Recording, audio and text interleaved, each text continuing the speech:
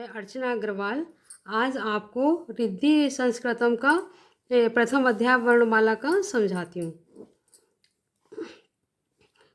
वर्ण भाषा की सबसे छोटी इकाई को कहते हैं और वर्णों के व्यवस्थित समूह को वर्णमाला कहते हैं।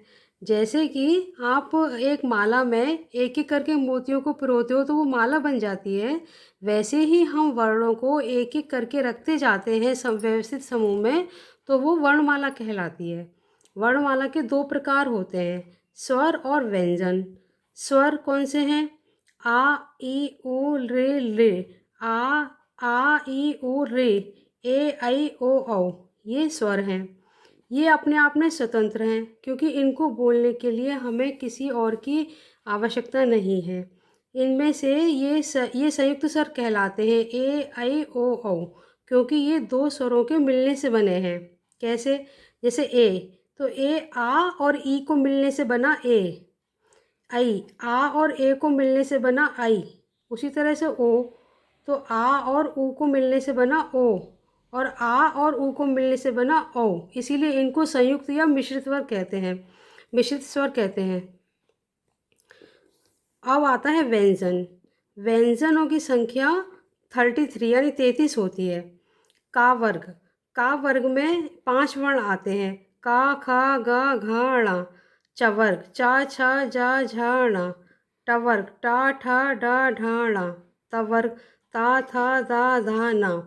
इनको इस और पवर्ग, पा, फा, बा, भा, मा, इनको स्पर्श वर्ण कहते हैं। और अंतस्थ, या, रा, ला, वा। अंतस्थ उनको कहते हैं जो कि बोलते समय थोड़ा सा हम कम शक्ति के साथ बाहर निकालते हैं वायु को, इसीलिए इनको अंतस्थ स्वर कहते हैं। और ऊष्म, शा, सा, सा, हा। ऊष्म स्वर हम इसलिए कहते हैं इनको क्योंकि आप देखना, जब आप बोलते हो तो थोड़ा घर्षण के साथ आपकी आवाज़ बाहर निकलती है, इसीलिए इनको हम ऊष्म स्वर कहते हैं। अब देखो, स्वर और व्यंजन के अतिरिक्त दो और ध्वनियों का प्रयोग होता है जिन्हें अनुस्वार और विसर्ग कहते हैं। इन्हें अयोगवाह भी कहते हैं। अनुस्वार, ये जो देखो ऊपर बिंदी लगी है, ये होता है अनुस्वार।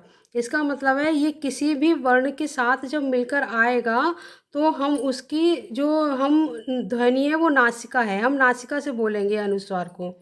और विसर्ग ये पीछे जो दो बिंदियाँ लगी हैं इनको हम कहते हैं विसर्ग। इनको बोलने के लिए उच्चारण कंठ से किया जाता है और इनकी जो ध्वनि होती है वो होती है हा, इसीलिए इनका स्वतंत्र प्रयोग नहीं किया जाता, ये किसी ना किसी वर्ण के साथ ही मिलकर आते हैं। और ये जो व्यंजन होते हैं इनके नीचे हलंत लगा है, आप देखिए जो भी व्यंजन है उनके नीचे हलंत लगा है, इसका मतलब है ये अधूरे हैं। जब इनमें आप स्वर का मिलान कर देते हो तभी ये संपूर्ण समझे जाते हैं, बिना स्वर के ये अधूरे हैं। जैसे का के साथ अगर आ का मिलान हो गया तो का बन गया, का के साथ आ का मिलान बन गया तो का हो गया, का के साथ ई का मिलान किया तो की बन गया, और का के साथ ई का मिलान किया तो की बन गया। इसी तरह से जैसे भी इनमें आप स्वरों का मिलान कर देते हो वैसे ही ये बन जाते हैं। ये हिंदी वर्णमाला के स्वर में नहीं होता है क्योंकि जो री शब्द है ये वैदिक संस्कृत से लिया गया है, इसीलिए ये संस्कृत वर्णमाला में ही होता है। तो आज हमने सीखा कि भाषा की सबसे छोटी इकाई को वर्ण कहते हैं और वर्णों के व्यवस्थित समूह को वर्णमाला कहते हैं। वर्णमाला के दो भेद होते हैं, स्वर और व्यंजन। और स्वर अपने आप में स्वतंत्र होते हैं, इनको हम बिना किसी की सहायता से वो बोल सकते हैं।